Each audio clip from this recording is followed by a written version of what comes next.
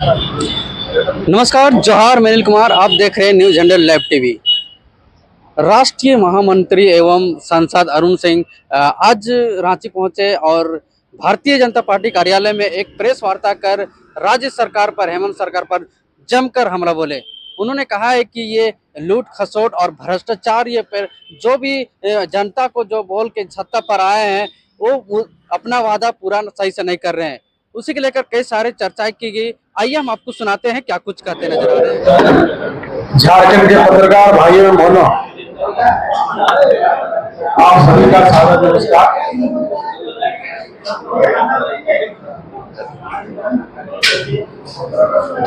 Bharatiya Janata party समाज के साथ मिलकर के बहुत बड़े व्यापक स्तर पे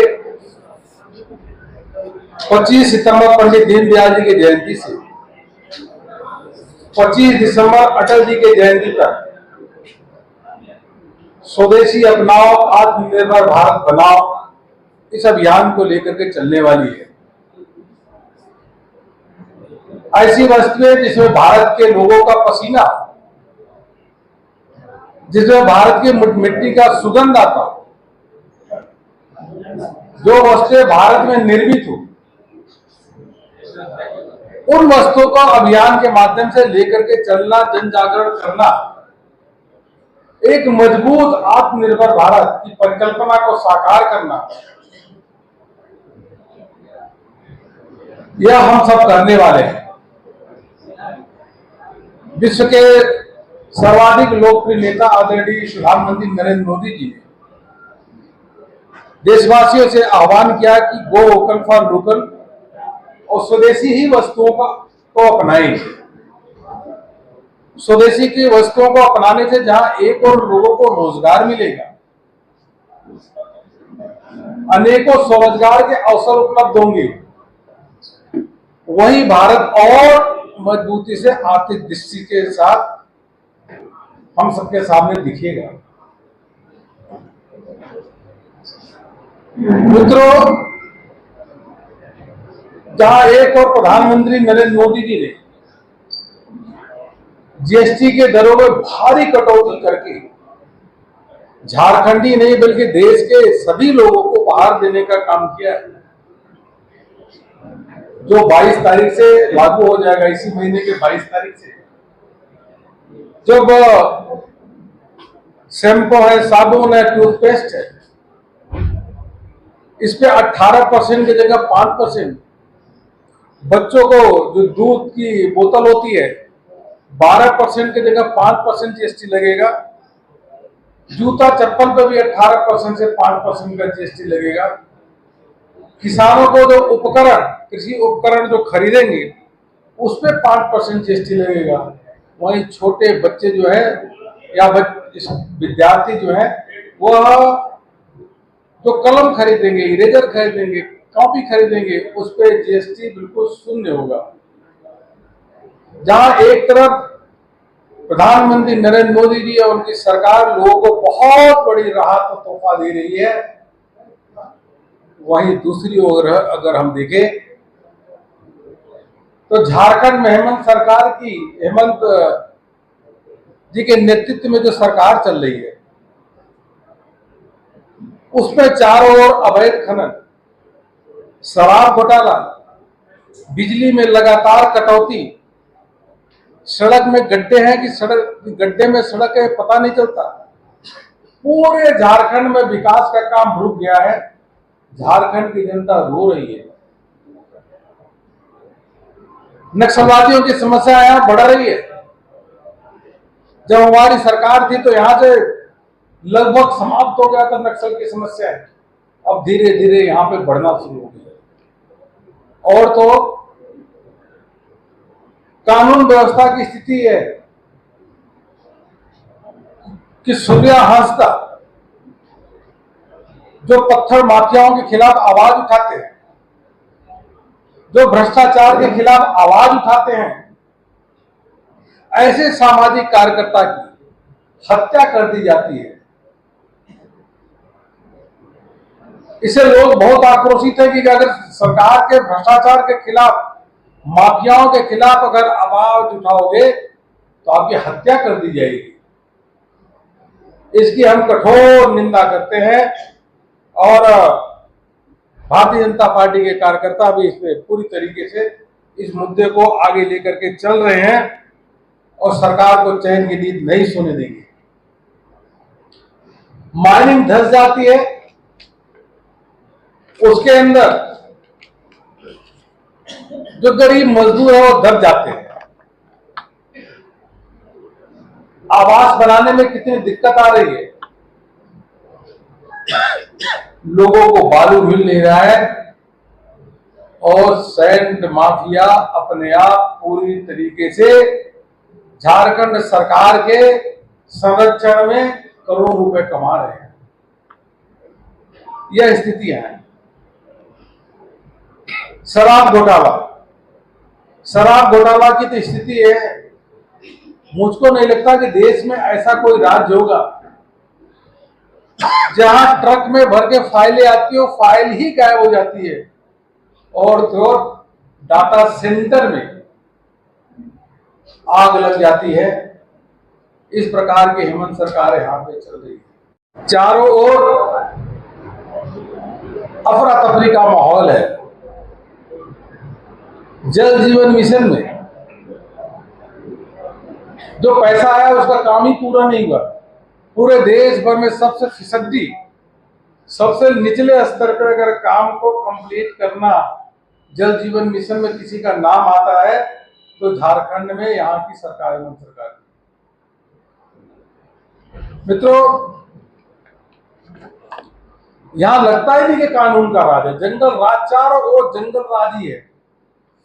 और हमने देखा कि जंगल राज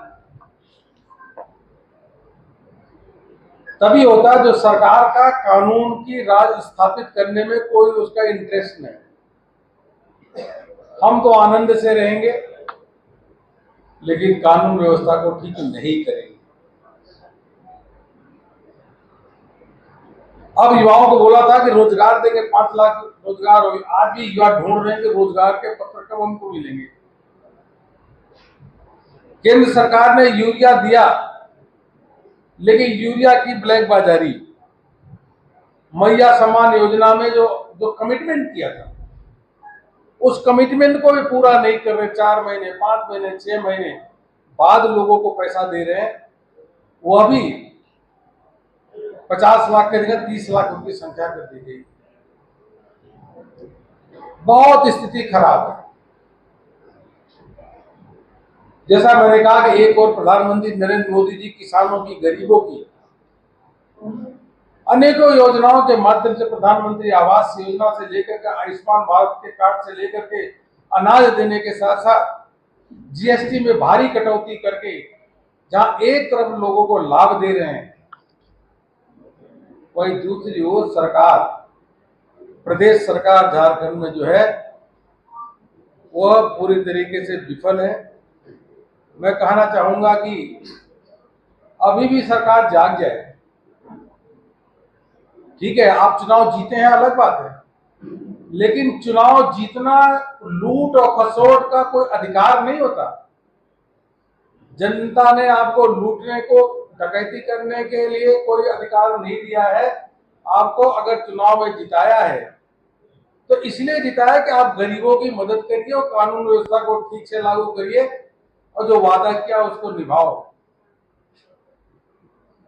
किस प्रकार से आईएसआई के कनेक्शन यहां बढ़ रहे हैं। अब यह कनेक्शन तभी बढ़ता है जब हमने पहले देखा था, एक बार कर्नाटक में कांग्रेस की सरकार थी, राजस्थान में गहलोत की सरकार थी। जब प्रदेश सरकार तुष्टीकरण के मार्ग पे चलती है, अपीजमेंट के मार्ग पे चलती है, तो आईएसआई का नेटवर्क बढ़ता है। नहीं तो दानिश अजहर जैसे लोग यहां राजधानी में, रांची में क्यों रहते हैं।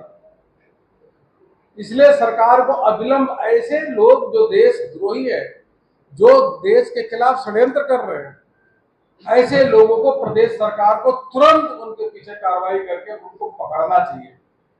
केंद्र सरकार का इंतजार नहीं करें। यही मुझे आप सबसे कहना था, जो मैंने आपके समक्ष बात रखी। आप कोई बात कहेंगे तो जरूर हम उसको जवाब देंगे। देखिए, पहली चीज तो वोकल फॉर लोकल जो स्थानीय सामान है, मतलब झारखंड में निर्मित सामान है, पहले उसकी प्राथमिकता के आधार पर उपयोग करना चाहिए, नंबर 1। नंबर 2, जो सामान भारत में निर्मित हो रही है, जहां भारत के युवाओं का पसीना है,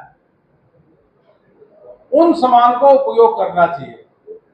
विदेश से आए हुए खिलौने, विदेश से आए हुए झालर, विदेश से आए हुए मूर्तियां, लाइटें, इन सब का उपयोग देशवासी न करें, क्योंकि देश के प्रोडक्ट का उपयोग करेंगे तो कहीं न कहीं ये अपने देश के युवाओं को रोजगार देने का अवसर उपलब्ध कराएगा। राहुल गांधी ने आज फिर से बदला किया है चुनाव आयोग का और केंद्र की मोदी सरकार क्या कहेंगे राहुल गांधी? देखिए, राहुल गांधी जी का इतने में कहूंगा, उनका दिमाग था गड़बड़ा गया है। राहुल गांधी जी अपरिपक्व है, वो खुद में कंफ्यूज है, और राहुल गांधी जी बेताज बादशाह अपने आप को समझते हैं। उनको कोई समझाने वाला नहीं है कि राहुल गांधी जी, आप लगातार कई वर्षों से संवैधानिक संस्थाओं पे प्रहार कर रहे हो। देश में सबसे अधिक झूठ बोलने वाले कोई व्यक्ति है तो राहुल गांधी जी, और उसके बाद लगातार जनता उनको अस्वीकार करती है, कांग्रेस पार्टी को हराती है। उसके बाद भी राहुल गांधी जी को समझ में नहीं आता।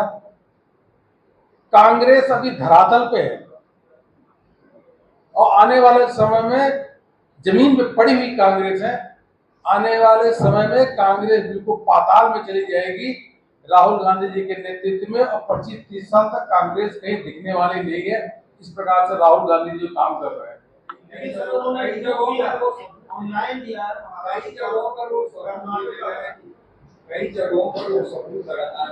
राहुल गांधी जी झूठ बोलते हैं। राहुल गांधी जी, आप जब चुनाव जीतते हो रायबरेली से, आप कर्नाटक और हिमाचल में चुनाव जीतते हो तो वोट सही होता है, और जब चुनाव हारते हो तो वोट चोरी की बात करते हैं।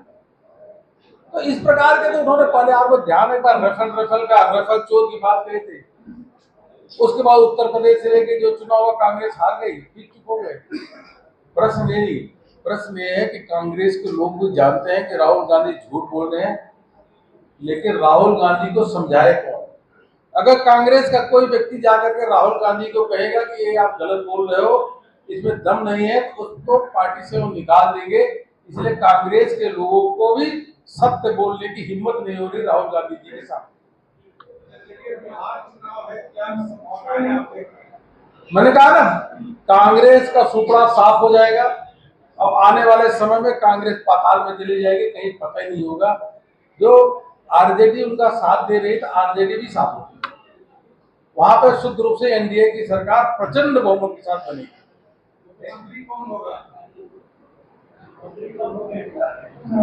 देखिए, मुख्यमंत्री जी तो नीतीश कुमार जी है ही है ना।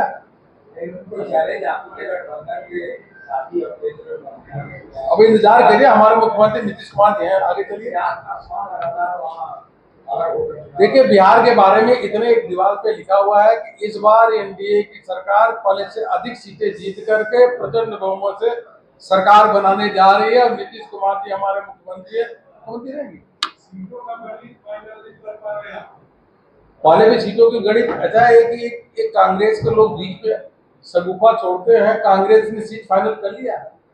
आज तक एनडीए ने हर बार अपने सीट समय रहते फाइनल कर ली है। किसी भी राज्य में, कोई भी राज्य हो जहां एनडीए की पार्टियां होती हैं, आज तक कभी डिस्प्यूट नहीं हुआ। सभी एनडीए की पार्टियां मिलकर के सीट फाइनल कर लेती हैं, कभी भी कोई दिक्कत नहीं होता।